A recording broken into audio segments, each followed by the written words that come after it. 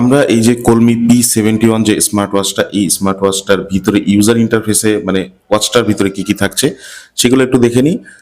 ওয়াচটার button কিন্তু এই একটাই থাকছে, যেহেতু এই ডান দিকে একটাই বাটন দেওয়া থাকছে, তো এই বাটনটাতেই প্রেস করতে হবে। এই বাটনটাতে প্রেস করলে ভিতরে ঢুকলে যে ওয়ালপেপারগুলো দেওয়া আছে, এই ওয়ালপেপারগুলোতে আপনি টুকটাক ইনফরমেশনও দেখতে পারবেন, যেমন ব্যাটারি পার্সেন্টেজ কত আছে, ওয়েদার ইনফরমেশনটা কত, আপনার হার্ট রেটের রেজাল্টটা কত, যদি আপনি হার্ট রেট ডিটেক্ট করে থাকেন সেক্ষেত্রে আর কি।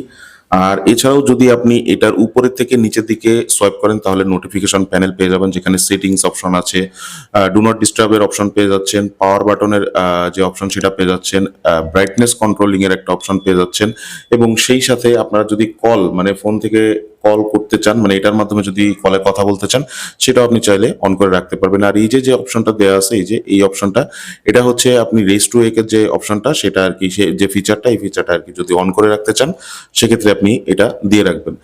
আর এরপরে যদি আমরা বাম থেকে ডান দিকে সোয়াইপ করি তাহলে এর যে সেন্সরের যে কার্যক্রমের যে ফাংশনগুলা সেগুলা মোটামুটি এখানে শো করে ম্যাক্সিমাম। যেমন দেখা যাচ্ছে যে আপনি স্পোর্টসের ভিতরে যদি যান, ওয়াকিং, রানিং, সাইক্লিং, অনেকগুলো স্পোর্টস মোড এর ভিতরে দেওয়া আছে, আপনি আপনার পছন্দ মতন এখান থেকে ইউজ করতে পারবেন। এরপরে স্পোর্টস রেকর্ডটা আপনি এখান থেকে দেখতে পারবেন। তাছাড়াও আপনি তার নিচের দিকে যদি আসেন, দেখেন টুডেজ ডাটা, মানে আজকের যে ডাটাগুলো সেটা আপনি দেখতে পারবেন। আর স্মার্ট ওয়াচটিতে যেহেতু কলিং ফিচারও আছে, সেহেতু এখানে টেলিফোনের ভিতরে যদি ঢোকেন তাহলে সেক্ষেত্রে আপনি এটা মানে ফোনের সাথে আপনার পেয়ার করা থাকলে সেক্ষেত্রে আপনি কলে কথা বলতে পারবেন। এরপরে ভয়েস অ্যাসিস্ট্যান্টের সুবিধা পেয়ে যাবেন, হার্ট রেট এটা দিয়ে আপনি মেজারমেন্ট করতে পারবেন। আমরা হার্ট রেটের রেজাল্টটা একটু দেখবো এখন, যে হার্ট রেটের রেজাল্টটা কত আসে।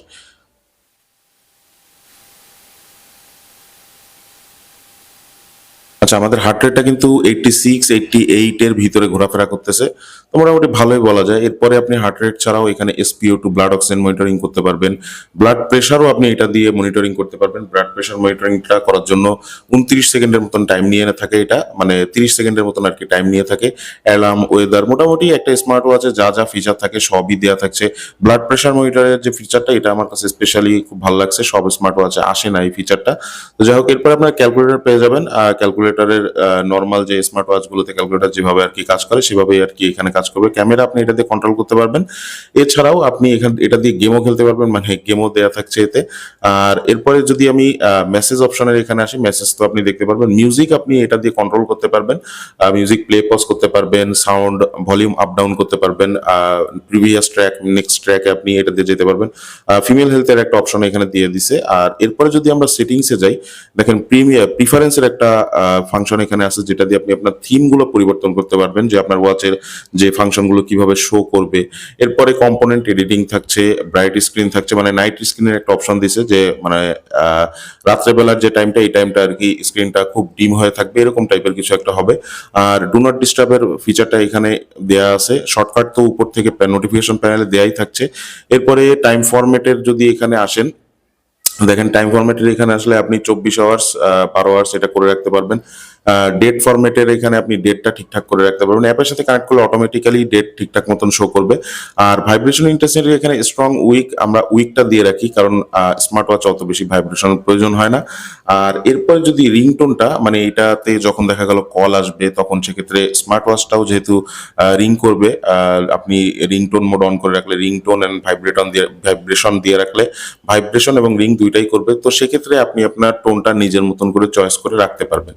আর এরপরে যদি আমরা বাম থেকে ডানের দিকে যদি সোয়াইপ করি তাহলে আপনার মানে যে ফাংশনগুলো বেশি ইউজ করা পরে সহজ ভাষায় আর কি, সেই ফাংশনগুলো আর কি দেখা পাবেন। যেমন হচ্ছে আপনার টেলিফোন, তারপরে হচ্ছে আপনার রেগুলার যে কত ক্যালোরি বার্ন করলেন, অথবা আপনার কত স্টেপস আপনি হাঁটলেন, আপনার মানে অ্যাক্টিভিটির যে রেজাল্টগুলো সেগুলো শো করবে।